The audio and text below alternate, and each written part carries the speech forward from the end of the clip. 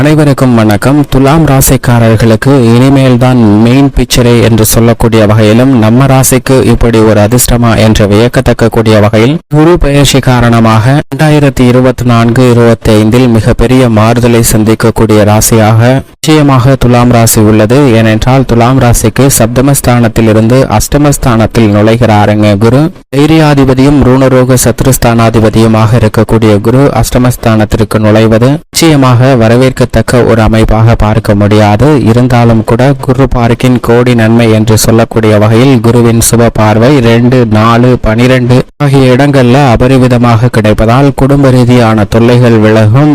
சுப நிகழ்வுகள் மிக சிறப்பாக நடைபெறும். வீண் விரைய செலவுகள் கட்டுக்குள் வரும். அஷ்டம பாதிப்புகள் விலக்கி விடுகிறாருங்க முழு சுபகிரகமாக இருக்கக்கூடிய குரு. ஏனென்றால் இந்த தருணத்தில் ராசியின் ராஜயோகாதிபதியாக இருக்கக்கூடிய சனி பஞ்சமஸ்தானத்திலும் ராகு 6லும் இருப்பது அமோகமான மாற்றத்திற்கு வித்திடுகிறது. எனவே குரு அஷ்டமத்தில் நுழைந்தாலும் நல்ல பல முன்னேற்ற வாய்ப்புகள் துலாம் ராசிக்காரர்களுக்கு உண்டு என்பதை தெளிவாக உறுதிப்படுத்துகிறார். பொதுவாக குரு பகவானை பொறுத்தவரை 2024-25 குரு பெயர்ச்சி ராசிக்கு இப்படி ஒரு அதிர்ஷ்டமா, இனிமேல் தான் மெயின் பிக்சரே என்று சொல்லக்கூடிய வகையில் பல மாறுதல்களை ஏற்படுத்துகின்றன. ஏனென்றால் முழு உபகிரகமாக இருக்கக்கூடிய குரு தனது பகை கிரகமாக கருதக்கூடிய சுக்கிரனின் ஆட்சி வீட்டில் நுழைகிறார். குருவின் பார்வையில் தான் சுக்கிரன் பகை கிரகமாக பார்க்கப்படுகிறார். ஆனால் சுக்கிரனின் பார்வையில் சுக்கிரன் குருவை தன்னுடைய குருவாக தான் பார்க்கிறார். தனது சமபலம் வாய்ந்த ஒருவராக தான் பார்க்கிறார். எனவேதான்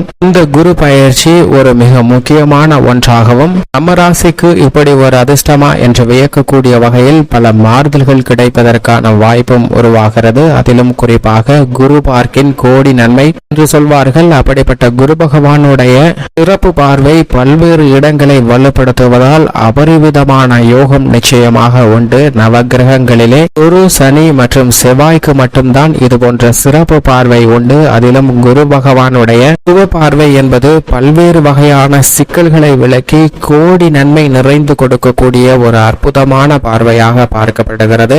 என்றால் குரு பார்வையால் கோடி நன்மை கிடைக்கும் என்று சொல்லக்கூடிய வகையில் நவ கிரகங்களிலே மிக குறுகிய காலகட்ட சஞ்சார அமைப்பு கொண்டவர் என்றால் நிச்சயமாக அது சந்திரன் மட்டும்தான். மிக நீண்ட தூரத்தை பயணமாக கொண்டவர் சனி பகவான். ஒரு ஆண்டிற்கு ஒரு முறை தன்னுடைய ராசியை ஒரு ராசியிலிருந்து மற்றொரு ராசிக்கு மாற்றுகிறார். இந்த தருணம் மேச ராசியிலிருந்து ரிஷப ராசிக்குள் நுழைகிறார்.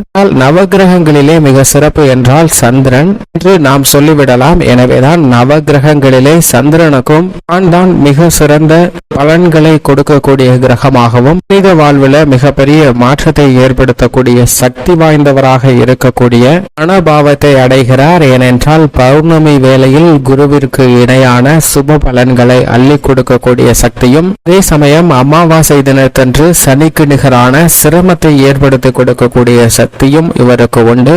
கன்னட காலத்தை குறிப்பிடுவதில் மிகப்பெரிய அளவுல பங்கு வகிக்கிறாருங்க சந்திரன். எனவேதான் சந்திரனுக்கு எந்த ஒரு உயிராக இருந்தாலும் அதனுடைய ஜாதகத்தை பலன்களை என்னால் மட்டும்தான் துல்லியமாக கணிக்க முடியும் என்ற ஒரு அகந்தையும் வந்து விடுகிறது. மற்ற கிரகங்களை பார்த்து நீங்கள் என்னதான் பலன் கொடுத்தாலும் இவருடைய வாழ்க்கை இப்படிதான் என்று என்னால் துல்லியமாக சொல்லிவிட முடியும் என்று சவால் விடுகிறார். இதை பார்த்த குரு மற்ற கிரகங்களை கேட்க மற்ற கிரகங்கள் ஓரளவிற்கு சரி சந்திரன் சொல்லுவது அப்படியே விட்டுடுங்க, அவரே சிறந்த பலன் கொடுக்கிறவரா இருக்கட்டும் அப்படின்னு பல கிரக நிலைகள் ஏற்றுக்கொள்கின்றன. ஆனால் குரு இதுல எனக்கு ஒரு சந்தேகம் இருக்கு, நீ தெளிவுபடுத்திட்டீங்கன்னா நானும் ஏத்துக்கிறேன் அப்படின்னு குரு சொல்றாரு. சரி உங்களுடைய சந்தேகத்தை கேளுங்க, நான் அதை நிவர்த்தி பண்ணி சக்தி வாய்ந்தவன் என்று நான் நிரூபிக்கிறேன் அப்படின்னு சந்திரன் சொல்ல உடனே குரு ஜாதகம் ஒன்றை எடுத்து கொடுத்து இந்த ஜாதகத்தினுடைய பலனை துல்லியமாக கணக்கிட்டு சொல்லு என்று சந்திரனை கேட்கிறார். சந்திரனும் அந்த ஜாதகத்தை வாங்கி நவகிரகங்களின் அமைப்பையும் அலசி ஆராய்ந்து பார்த்து ஜாதகத்தினுடைய பலனை தெரிவிக்கிறார். அதிலும் ஜாதகத்தில் பிறந்த குழந்தை தனது ஒரு வயது முடிவதும் போது தொட்டிலில் உறங்கிக் கொண்டிருக்கக்கூடிய வேளையில் இந்த தொட்டில் மேல் வரக்கூடிய ஒரு பாம்பு இந்த குழந்தையை கடித்துவிடும். அந்த குழந்தையை கடித்து விட்டதால் இந்த குழந்தையின் உயிரானது பிரிந்துவிடும். அதே போன்று தொட்டிலில் உள்ள கம்பியில் வெளியேற முடியாமல் சிக்கி இந்த பாம்பு என்ற ஜீவராசியும் மடியக்கூடிய ஒரு தருணமாக பார்க்கப்படுகிறது. இந்த ஜாதகத்தின்படி 2 உயிர்கள் பிரிய போகின்றன என்று சந்திரன் தெரிவிக்கிறார். மனிதர்கள் மட்டுமல்ல, அனைத்து ஜீவராசிகளுக்கும் உள்ள பலனை மிக தெளிவாக எடுத்துரைக்கிறாருங்க. சரி, நடக்கிறதா என்று பார்ப்போம் என்று குரு மற்றும் சந்திரன் இருவரும் பொறுமையாக காத்து கொண்டிருக்கின்றன. பல மாதங்கள் உருண்டோடி அந்த ஒரு வருடம் நிறைவடையக்கூடிய தருணத்திற்கு அந்த குழந்தை வந்து விடுகிறது. அப்போது சந்திரன் நேரடியாக குருவிடம் வந்து, இன்னும் இந்த ஒரு வருடம் முடிவதற்கும் அந்த குழந்தை இருப்பதற்கும் இன்னும் 10 நிமிடங்களே இருக்கின்றன. பாருங்கள், நாம் இருவரும் சென்று கணித்தது சரியாக நடைபெறுகிறதா, நிச்சயமாக உள்ளதா என்பதை பார்க்கலாம் என்று சந்திரன் குருவை கூப்பிடுகிறார்.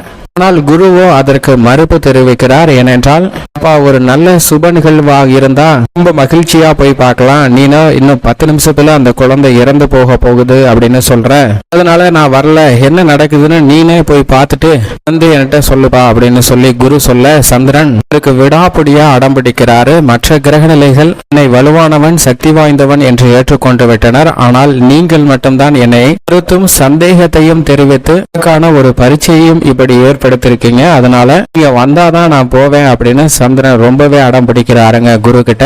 உடனே குரு, என்னப்பா இவ்வளவு தொல்லை பண்றியே, சரி நான் வரேன் அப்படின்னு சொல்லி குரு சந்திரன் இருவரும் இணைந்து அந்த குழந்தை தூங்கி கொண்டிருக்கக்கூடிய அந்த தொட்டில் மற்றும் அந்த பாம்பு என்ன பண்ணுகிறது என்பதை பார்ப்பதற்காக அந்த இடத்திற்கு செல்கின்றனர். மிகப்பெரிய மரத்தின் மீது இந்த பாம்பு ஒரு மரக்கிளையில் ஒரு மாடி மீது விழுகிறது. அந்த மாடியிலிருந்து குழாய் வழியே இறங்கிய பாம்பு வீட்டின் ஜன்னல் வழியாகவும் இணைப்புக்காக பொருத்தப்பட்டிருந்த பைப்பு வழியாகவும் அந்த குழந்தை தூங்கி கொண்டிருக்கக்கூடிய இந்த தொட்டிலுக்கு மேலே வந்து விடுகிறது. அந்த குழந்தை தூங்க வைத்துக் கொண்டிருக்கக்கூடிய தொட்டில் சேலையில் கட்டப்பட்டிருக்கிறது. அந்த சேலைக்கு உயரம் பத்தவில்லை என்று ஒரு இரும்பு கம்பியும் இடத்தில் மாட்டி விடப்பட்டிருக்கு. இப்ப அந்த இடத்துக்கு சரியா அந்த பாம்பு வந்துருச்சு. இன்னும் 2 நிமிடங்களே இருக்கு. இந்த பாம்பு அந்த கம்பிக்கு அருகாமையில் வந்து கம்பி மேல ஏறி குழந்தை தூங்கி கொண்டிருக்கக்கூடிய அந்த சேலையின் நுனியை அடைந்து விடுகிறது. அடைந்து விடும் போது குழந்தை சேலை நுனியை பார்க்கும் போது ஏதோ விளையாட்டு ஜாமான் செய்வது போன்று தெரிய அந்த குழந்தை பார்த்து சிரித்து கொண்டே அந்த பாம்பிடம் விளையாடி கொண்டிருக்கிறது. இதை பார்த்து சந்திரன் தெரிவிக்கிறார், தான் இன்னும் சிறிது நேரம் செய்வதற்குள் இறக்க போகிறோமோ என்ற பயமே இல்லாமல் அந்த குழந்தை சிரித்து விளையாடி கொண்டு மகிழ்ச்சியோடு இருக்கிறது பாருங்கள் என்று குருவிடம் சொல்கிறார். குருவோ, ஆமா, அந்த குழந்தை ரொம்ப மகிழ்ச்சியா இருக்கு அப்படிங்கிறத சொல்லியிருக்கார். மட்டும் இல்லாம இந்த குழந்தை தன்னுடைய வாழ்நாள் முழுவதும் மகிழ்ச்சியாக இருக்கணும் அப்படின்னு நான் நினைக்கிறேன் அப்படிங்கிறதையும் சொல்றார். சந்திரனுக்கோ கோபம் வந்துருது. இன்னும் 1 நிமிடத்திற்குள் அந்த குழந்தை இறக்க போகுது. பாம்பு அந்த இடத்துக்கு வந்த உடனே குழந்தையை தீண்டி விட்டு அது மேலே ஏறும்போது அந்த கம்பி வழியா மாட்டி அதுவும் தன்னுடைய உயிரை பிரிய போகிறது அப்படிங்கிறத சந்திரன் தெரிவிக்க, இதை பார்ப்போம் என்று குரு அங்க பார்க்கிறாருங்க. பார்த்தால் பாம்பு அந்த சேலை அருகாமையில் வந்தது. பேசி இன்னும் சில வினாடிகள் இருக்கும் போது அது திரும்பி செவுத்தின் பக்கவாட்டில் இருக்கக்கூடிய ஒரு ஓட்டைக்குள் நுழைந்து வெளியே தான் வசித்த மரத்தின் மீது ஏறி வெளியே சென்று விடுகிறது. இதை பார்த்த சந்திரனுக்கு ஒரு பேரதிர்ச்சியாக இருக்கிறது. என்னடா, நம்ம இவ்வளவு கஷ்டப்பட்டு துல்லியமா கணிச்சோம், ஆனா இந்த குழந்தையும் இறக்கல, அந்த பாம்பும் இறக்கலையே, எப்படி இந்த 2 நிகழ்வுகளும் தவறாக முடிந்தது என்று சிந்தித்து சந்திரன் அந்த ஜாதகத்தை மீண்டும் எடுத்து வந்து ஆராய்ந்து பார்க்கிறார். எல்லா கட்டங்களும் சரியாக தானே இருக்கிறது. கிரகங்களின் அமைப்பும் சரியான முறையில் இந்த குழந்தையின் ஆயுள் காலம் முடியக்கூடிய அமைப்பை தான் காட்டுகிறது. இதில் குரு பார்வை கூட இல்லையே, இப்படி இருக்க எப்படி இந்த குழந்தை தப்பித்தது என்று குருவிடம் கேட்க, குரு மறுமொழியாக என்ன சொன்னாய் என்று கேட்கிறார் சந்திரனிடம்.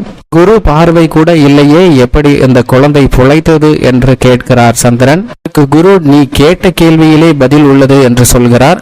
குழந்தையின் பிறந்த ஜாதகத்தில், பாம்பு ஜீவராசியின் ஜாதகத்தில் குரு பார்வை இல்லை. ஆனால் இந்த குரு பார்வையை நீதான் உருவாக்கினாய் என்பதை மறக்க வேண்டாம் என்று சந்திரனிடம் சொல்லும் போது சந்திரனுடைய அகந்தை அப்போதுதான் அழிகிறது. மட்டுமல்லாது சந்திரன் குரு இணைந்து குரு சந்திர யோகத்தையும் மிக பெரிய அளவுல சக்தி வாய்ந்ததாக கொடுக்கக்கூடிய ஒரு சிறப்பான அம்சமாகவும் ஜோதிடத்தின் வழியாக பார்க்கப்படுகிறது. இதுதான் இந்த குரு பயிற்சியில் குரு சந்திர யோகம், குரு சுக்கிர யோகம், குரு சுக்கிர மங்கள யோகம் என பல யோகங்கள் நிறைந்திருந்தாலும் குரு சந்திர யோகம் என்பது மிக பெரிய அளவில் ஏற்படக்கூடிய இன்னல்களை கூட விலக்கி மகிழ்ச்சியை ஏற்படுத்தும். எனவேதான் குரு பார்க்கின் கோடி நன்மை என்று சொல்லப்படுகிறது. இப்படிப்பட்ட முழு சுபகிரகமாக இருக்கக்கூடிய குரு பகவான் ஒருவருடைய ஜாதக அமைப்பில் 2, 4, 5, 7, 9 மற்றும் 11 ஆகிய இடங்கள்ல அபரிவிதமான செல்வ செழிப்பையும் முன்னேற்றத்தையும் அள்ளி கொடுப்பாருங்க. ஆனால் அதே சமயம் ஜென்மத்தில் அமரும் போது சில சிரமம் ஏற்படுவதற்கான வாய்ப்பு உண்டு. ஏனென்றால் ராமர் வனவாசம் சென்றது குருவின் சஞ்சார காலகட்டம் ஜென்மராசியில் அமர்ந்திருந்த போதுதான். அதுபோன்று தெய்வங்களுக்கே அதுபோன்ற சில சிரமங்கள் ஏற்படும் போது சாதாரண மனிதர்களாக இருக்கக்கூடியவர்களுக்கும் நிச்சயமாக சிரமம் உண்டு. ஆனால் முழு சுபகிரகமாக இருக்கக்கூடிய குரு ஜென்மத்திலோ விரயத்திலோ அஷ்டமத்திலோ அமர்ந்தாலும் பெரிய அளவிற்கு பாதிப்பு ஏற்படாது. ஏனென்றால் அவரிடம் இருந்து கிடைக்க வேண்டிய நன்மைகள் தடைபடுமே தவிர நிச்சயமாக குருவிடம் இருந்து எந்தவிதமான தோஷங்களும் பாதிப்பும் வராது என்பதுதான் யதார்த்தமான உண்மை. அந்த வேளையில் மற்ற கிரகநிலைகளின் அமைப்பு சரியாக இல்லை என்றால் மட்டும்தான் சிரமத்திற்கு உள்ளாக வேண்டிய ஒரு சூழ்நிலை ஏற்படும். மற்ற கிரகநிலைகள் வலுவாக இருந்தால் குருவிடம் இருந்து நிச்சயமாக நல்ல பலன்கள் அவருடைய சுப பார்வை மூலமாக கிடைக்குங்க. சஞ்சார அமைப்பு சரியாக இல்லை என்றாலும் கூட குருவின் சுப பார்வையால் கோடி நன்மையை பெறுவதற்கான யோகம் நிச்சயமாக உண்டு. மட்டுமல்லாது குருவின் நட்பு கிரகமாக சூரியன், சந்திரன், செவ்வாய் போன்ற கிரகநிலைகளும், சம கிரகமாக சனி, ராகு, கேது போன்ற கிரகமும், பகை கிரகமாக புதன், சுக்கிரன் ஆகிய 2 கிரகநிலைகளும் இருக்கின்றன.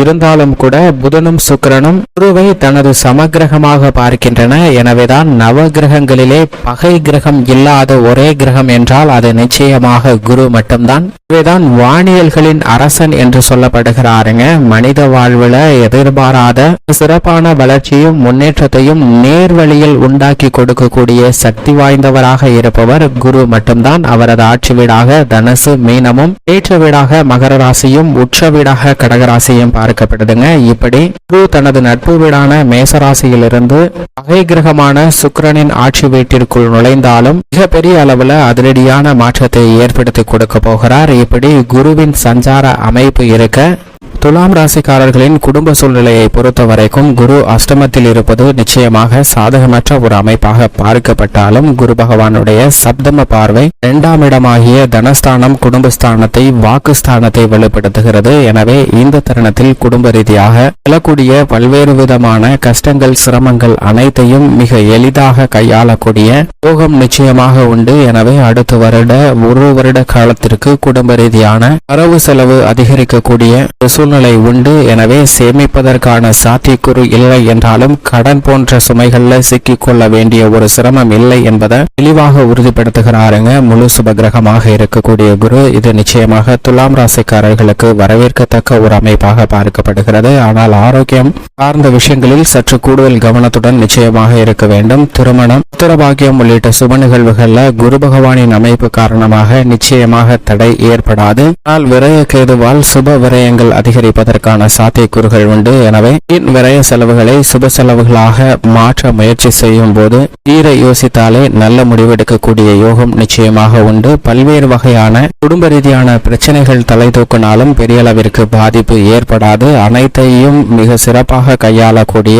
அதிர்ஷ்ட யோகம் நிச்சயமாக துலாம் ராசிக்காரர்களுக்கு உண்டு என்பதில் சந்தேகமே இல்லை. உத்தியோக ரீதியாக மிக வலுவாக சனி அமர்ந்திருக்கக்கூடிய இந்த வேளையில் அஷ்டமத்தில் குரு நுழைந்திருப்பதால் வேலை சுமை என்பது அதிகரிக்கும். உங்களது முழு திறமையும் வெளிக்கொணரக்கூடிய வாய்ப்புகளும் சந்தர்ப்பங்களும் சற்று தாமதமாகலாம். ஆனால் இந்த தருணத்தில் பெரிய அளவிற்கு பணி சார்ந்த தொல்லைகள் நிச்சயமாக இருக்காது. எதிர்காலத்தை பற்றி அச்சம் போகக்கூடிய வகையில் துலாம் ராசிக்காரர்களுக்கு மிக சிறந்த மாறுதல் ஏற்படும். புதிய வேலை வாய்ப்பு, வெளிநாட்டு வேலை வாய்ப்பு போன்ற விஷயங்கள்ல எந்த விதமான தடையும் இல்லை. தொழில் வியாபாரத்தை பொறுத்தவரைக்கும் திடீரென சந்தை நிலவரம் அனுகூலமாகவும் அனுகூலமற்ற முறையிலும் மாறி மாறி சஞ்சரித்தாலும் கூட பெரிய சிலருக்கு தொழில் ரீதியாக பாதிப்பை சந்திக்க வேண்டிய ஒரு சூழ்நிலை இல்லை. உற்பத்திக்கு தேவையான மூலப்பொருட்களின் விலை அதிகரித்தாலும் கூட லாபத்தை கணிசமாக தக்க வைத்துக் கொள்ளக்கூடிய யோகத்தையும் வாய்ப்பையும் நிச்சயமாக உறுதிப்படுத்துகிறார். அதிலும் குறிப்பாக தங்கம், வெள்ளி, ஆயுதம், ஆடை போன்ற துறைகள்ல மிகப்பெரிய அளவுல வளர்ச்சியும் முன்னேற்றமும் நிறைந்து கிடைப்பதற்கான வாய்ப்பு உண்டு. ஆனால் அதே சமயம் கொடுக்கல் வாங்கல் ரீதியான பணிகளில் மட்டும் சற்று கவனத்துடன் இருங்க. கலைத்துறை ரீதியான பணிகளில் உங்களுடைய திறமை எதுவாக இருந்தாலும் நிச்சயமாக வெளிக்கொணர்வதற்கான வாய்ப்பை ஏற்படுத்தி கொடுக்கிறாருங்க. குரு அஷ்டம பாதிப்புகளை வெகுவளவில் விளக்குவதால் கலைத்துறை ரீதியான திரைப்படம் தயாரித்தல் உள்ளிட்ட பல பணிகளை மிக சிறப்பாக கையாளுவதற்கான வாய்ப்பு நிச்சயமாக கிடைக்கிறது. எனவே கலைத்துறை ரீதியான பணிகளில் மிக சிறந்த மாற்றத்தையும் முன்னேற்றத்தையும் பெறுவதற்கான அதிர்ஷ்டம் நிறைந்த ஒரு தருணமாக இந்த தருணம் அமைகிறது என்பதை தெளிவாக உறுதிப்படுத்துகிறார். அரசியல் சார்ந்த பணிகளில் குரு பயிற்சி துவங்கியதிலிருந்து வெற்றி வாய்ப்பு மற்றும் பல்வேறு விதமான பணிகளில் மக்கள் மத்தியில் நல்ல வரவேற்பும் செல்வாக்கும் உயரக்கூடிய இனிமையான காலகட்டமாக பார்க்கப்படுகிறது. நீதிமன்ற வழக்குகள் உள்ளிட்ட பல பிரச்சனைகள் கணிசமாக உங்களுக்கு குறைவதோடு மட்டுமல்லாது செல்வாக்கும் எதிர்பார்க்கக்கூடிய பதவியும் உங்களுக்கு கிடைக்கக்கூடிய ஒரு சிறந்த தருணமாக அமைகிறது. மாணவர்களின் கல்வியில் உச்சபட்ச வளர்ச்சி உண்டு. விவசாயம் சார்ந்த பணிகளில் பெரும்பாலும் செவ்வாய் சாதகமாகவே இருக்கிறார். எனவே குரு அஷ்டமத்தில் மறைந்தாலும் கூட இந்த தருணத்தில் பல்வேறு வகையான பிரச்சனைகள், கவலை அளிக்கக்கூடிய விஷயங்கள்ல நல்ல மாறுதல் உண்டு. புதிய நிலம், அசையும் அசையா சொத்துக்கள் வாங்குவதற்கான யோகமும் கிடைக்கிறது. பெண்மணிகளை பொறுத்தவரைக்கும் குரு அஷ்டமத்தில் சஞ்சரிக்கக்கூடிய இந்த தருணத்தில் உடல் நலத்தில் மற்றும் சற்று கூடுதல் கவனம் செலுத்துங்க. மற்ற விஷயங்கள் அனைத்தும் தங்களுக்கு நிச்சயமாக சாதகமாக அமையும். பெரிய அளவிற்கு பாதிப்பு இல்லை. இருந்தாலும் எச்சரிக்கையுடன் அனைத்து விதமான பணிகளையும் மேற்கொள்ளும் போது நம்ம ராசிக்கு இப்படி ஒரு அதிர்ஷ்டமா என்று வியக்கக்கூடிய வகையில் நல்ல மாறுதல்கள் நிச்சயமாக உண்டு. மேலும் சாதகமாக மாற்றிக்கொள்ள நிச்சயமாக துலாம் ராசிக்காரர்கள் குரு பயிற்சி துவங்கி ஒரு மாதத்திற்குள் ஆலங்குடி திருத்தலம் சென்று நிச்சயமாக குரு பகவானை தரிசித்து வாருங்கள். நீங்கள் எதிர்பார்க்கக்கூடிய நல்ல வாய்ப்பும் முன்னேற்றமும் உங்களை தேடி வரும்.